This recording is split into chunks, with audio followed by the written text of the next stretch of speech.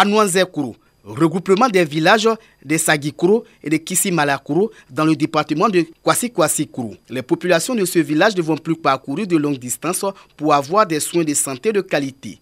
Le centre de santé du village a vu son plateau technique renforcé par du matériel de première nécessité et de bureaux.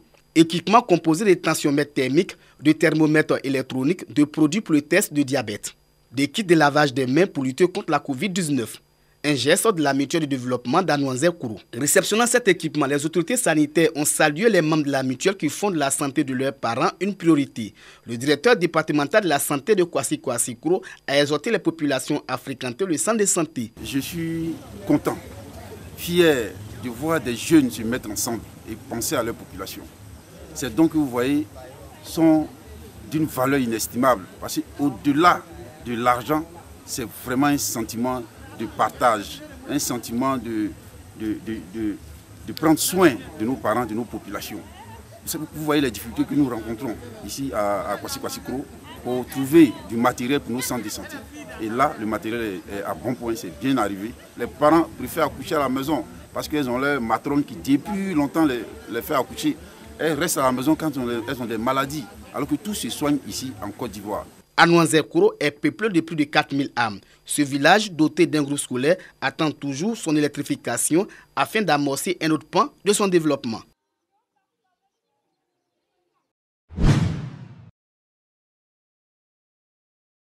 Les enfants en conflit avec la loi ont encore fait parler d'eux dans la cité balnéaire.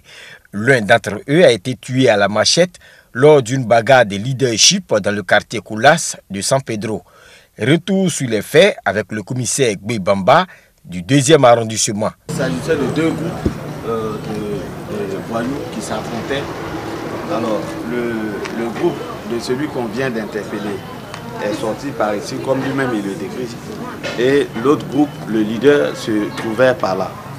Alors, le leader qui se trouvait ici a été surpris, la victime, par celui qu'on vient d'interpeller. Et avec deux coups de machette, il s'est écoulé. La victime s'est écoulée par là et conduit à l'hôpital par la suite, il a rendu là. Le présumé auteur du crime a été mis aux arrêts par les éléments de l'inspecteur général de police Youssouf Kouyaté. Il donne les raisons et les détails de l'assassinat de l'un des leurs. Il est limé sur son cou, mais mon ami aussi là, a une machette aussi, parce qu'il voulait tuer les gens aussi. Pour ne pas qu'il il va tuer quelqu'un, c'est pour ça qu'il l'a tué. Bon, il était au quartier là pendant 3 jours. Mais s'il est venu ici, au dîner, il met vraiment des amours d'argent. Puis s'il est venu maintenant m'attraper. Généralement, comme vous le constatez, c'est dans des quartiers reculés, très souvent inaccessibles, et des combats qui durent 5 minutes, souvent 10 minutes. Donc le temps qu'on ait l'information et se déporter, les équipages sur le terrain se déportent sur les lieux, ils se sont déjà machetés et il y a des victimes. Le préfet de police de San Pedro, Seydou Ouattara, entend intensifier la lutte contre le banditisme et la criminalité dans le Bas-Sassandra. Depuis l'avènement de la maladie à coronavirus en Côte d'Ivoire, les centres de santé et haute formation sanitaire connaissent un faible taux de fréquentation, notamment les services de vaccination et de consultation. Situation due à la psychose, aux rumeurs et fake news liées à la Covid-19. Pour permettre aux populations de changer de comportement et lutter contre les rumeurs, des monitrices indépendantes OMS Vaccination mènent des campagnes de sensibilisation à travers le projet Femmes jouent un rôle contre le coronavirus. Le lancement officiel de cette activité a eu pour cadre l'hôpital général de Sakasso. Aujourd'hui, le projet a été initié pour dire à la population de ne pas écouter les rumeurs.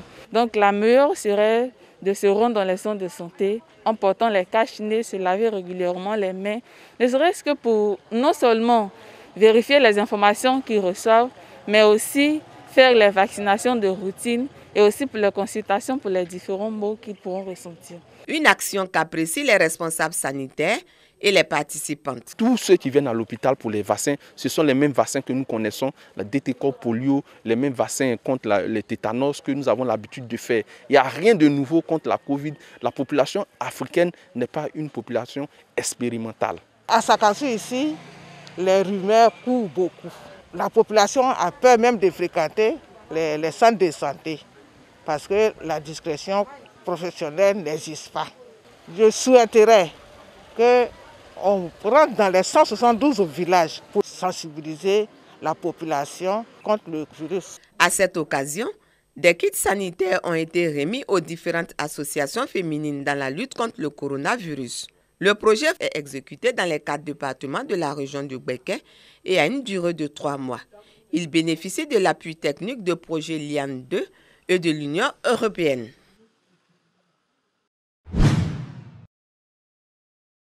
Revue des troupes, honneur militaire et montée des couleurs. Ce sont les temps forts de la célébration du 100e anniversaire de l'indépendance de la Côte d'Ivoire à Séyédougou, une sous-préfecture de Gbéléban dans la région du Kabadougou.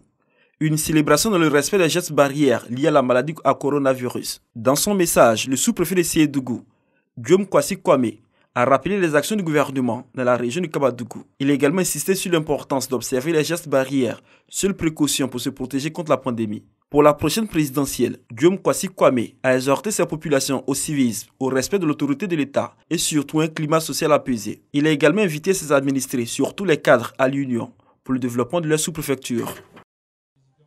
Célébration de l'an 60 de la Côte d'Ivoire à Mankono, région du Béret.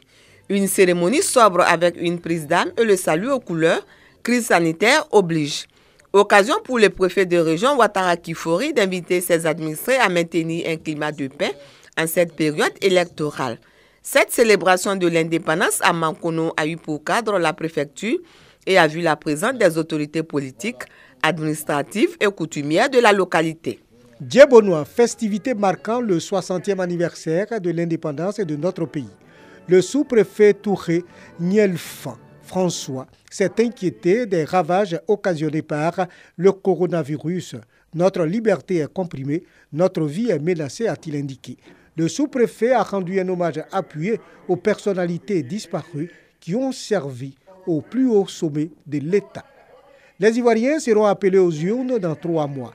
Nielfan Touré en appelle à la sagesse, à la tolérance et au bon ton. C'est dans le strict respect des mesures barrières de lutte contre la Covid-19 qu'a été commémoré le 60e anniversaire de l'indépendance de la Côte d'Ivoire à Tienougoui, par plus de 200 personnes pour cette célébration de l'indépendance. Oulou Brissa, dans son discours, a salué les projets de développement réalisés pour le bien-être des populations. L'autorité sous-préfectorale est revenue sur les efforts déployés de lutte contre la pandémie à coronavirus. Pour l'élection présidentielle d'octobre prochain, le sous-préfet de Tienougoui a exhorté les cadres et élus à œuvrer pour qu'elle soit apaisée. C'est l'espace en face de la sous-préfecture de Goudoko, dans le département de Lakota, qui a servi de cadre à la célébration des 60 ans de la Côte d'Ivoire. Salut aux couleurs, prestation du ballet des jeunes de la localité et allocution du sous-préfet. Fatimata Kamara, le sous-préfet salue les actions de développement du gouvernement en faveur des populations dont les acquis sont visibles en matière de santé, d'éducation, d'eau potable, d'électricité et d'infrastructures routières dans la circonscription administrative. Elle exhorte également ses administrés à continuer la cohabitation harmonieuse entre les différentes communautés et les invite à bannir tout comportement qui pourrait mettre en mal la paix en cette période électorale.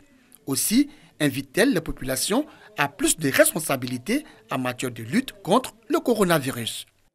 Salut aux couleurs dans la cour de la sous-préfecture de Sirasso, ville située dans le département de Korogo, dans la région du Poro, au nord de la Côte d'Ivoire. Montée de drapeaux qui s'inscrit dans le cadre de la célébration de la fête de l'indépendance. Une opportunité pour le sous-préfet Bangali Touré d'inviter les populations de sa circonscription à prôner autour d'elle les valeurs de paix, de cohésion, de solidarité et d'amour. Il n'a pas manqué de mettre en lumière les actions de développement du président de la République, Alassane Ouattara. Bangali Touré, profitant de l'occasion, s'est exhorté les différentes communautés vivant à Serasso à œuvrer pour la paix et à prier pour une élection apaisée en octobre prochain. Ransua aux couleurs nationales. Les populations de ce département de la région de Gontougo, à l'est de la Côte d'Ivoire, aux côtés de leur préfet, célèbrent les 60 ans de l'indépendance de la Côte d'Ivoire. Une célébration faite dans le respect des mesures barrières liées à la Covid-19. Dans son adresse, le préfet de Transia, André Kwaku, a fait le point de la gouvernance du président de la République Alassane Ouattara et de son gouvernement, surtout de la gestion de la crise sanitaire. Il a par ailleurs invité ses administrés au respect strict des gestes barrières, à la lutte contre la fuite des produits agricoles et surtout à une période électorale apaisée.